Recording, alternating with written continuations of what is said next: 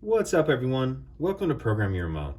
Today we're going to be doing a battery change in an Audi Smart Key. The only thing we're going to need to do this is our new battery. It takes a CR2032 battery. And the first thing we need to do is remove the emergency key out of the bottom. That's done by flipping it over, and if you look on the back side, there's a button right here. Press that button, and then the emergency key slides out.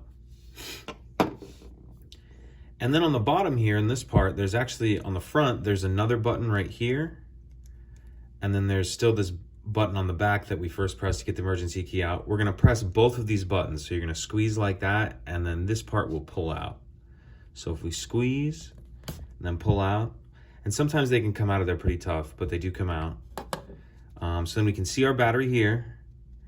Take that off, get our new battery, and you wanna make sure you put that plus side down.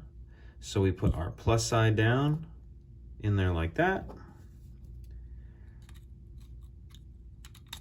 Slide that back in there.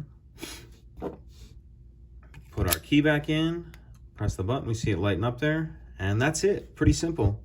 If you could take a second to like and subscribe, it helps us out, and I'd appreciate it. Thank you.